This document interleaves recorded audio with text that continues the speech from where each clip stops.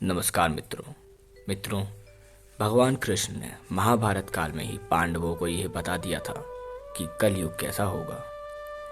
कलयुग में लोग कैसे होंगे, लोगों का जीवन कैसा होगा, लोगों का एक दूसरे के प्रति व्यवहार कैसा होगा।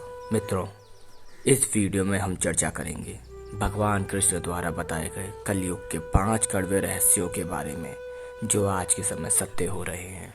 तो चलिए शुरू करते हैं। मित्रों, महाभारत काल में पांडवों के मन में कलयुग के प्रति अति जिज्ञासा थी। इसी कारण उन्होंने एक दिन श्री कृष्ण से पूछा, आखिर कलयुग कैसा होगा, कलयुग में लोगों के विचार कैसे होंगे और मोक्ष की प्राप्ति कैसे होगी। ये सुनकर श्री कृष्ण ने पांडवों से वन में जाने के लिए कहा और यह भी कहा कि वहां तुम जो कुछ भी देखो मुझे वापस आकर विस्तार से बताना।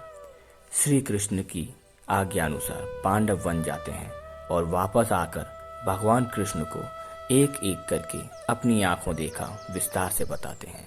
मित्रों, युधिष्ठिर ने एक विशालकाय 2 सूंड वाले हाथी को देखा, जिसे देख वह बहुत आश्चर्यचकित हुए। जब इस दृश्य के बारे में उन्होंने भगवान श्री कृष्ण को बताया तो कृष्ण ने कहा, जिस प्रकार उस हाथी के 2 मुख थे, उसी प्रकार 2 रह चरित्र वाले लोग कलयुग में शासन करेंगे, जो बोलेंगे कुछ और करेंगे कुछ और। भीम ने जंगल में एक गाय को देखा जो अपने बच्चे को इतना अधिक चाट रही थी कि उसकी त्वचा से रक्त निकल आया। भीम यह देखकर बहुत आश्चर्यचकित हुए और जब उन्होंने इस घटना के बारे में श्री कृष्ण को बताया तो कृष्ण ने कहा, कलयुग में मनुष्य अपने बच्चों के प्रति इतना आसक्त होगा कि ऐसी ममता के कारण बच्चों का विकास ही रुक जाएगा।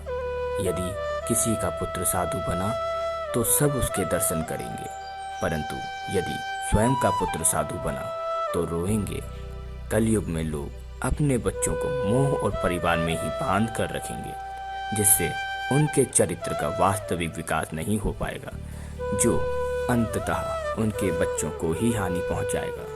मित्रों, अर्जुन ने जंगल में एक पक्षी को देखा जिसके पंखों पर वेदों की रचनाएं लिखी थी, किंतु वो किसी का मांस खा रहा था।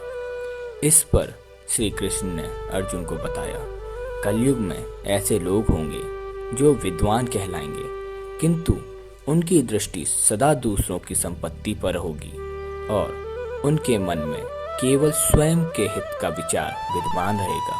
मित्रों, अब नकुल अपनी आंखों देखा हाल श्री कृष्ण को बताते हैं। नकुल ने देखा एक बड़ी सी चट्टान एक पहाड़ी से गिरी और बड़े से बड़े पेड़ भी उसे रोकने में असफल रहे, किंतु एक छोटे से पौधे के पास आकर वह चट्टान रुक गई। इसका अर्थ बताते हुए श्री कृष्ण ने कहा, कलयुग में मनुष्य की बुद्धि क्षीण होगी, उसके जीवन का पतन होगा और इस पतन को धन या सत्ता रूपी बड़े से बड़े वृक्ष रोकने में असफल होंगे, किंतु हरि नाम रूपी छोटा सा पौधा उसे रोकने में सक्षम होगा। हरि कीर्तन से मनुष्य की बुद्धि प्रबल होगी। मित्रों, अब अंत में सहदेव ने अपनी आंखों देखा हाल श्री कृष्ण को बताया। सहदेव ने वन में अनेकों कुएं देखे, जिनमें से बीच का कुआं खाली था, जो सबसे गहरा था।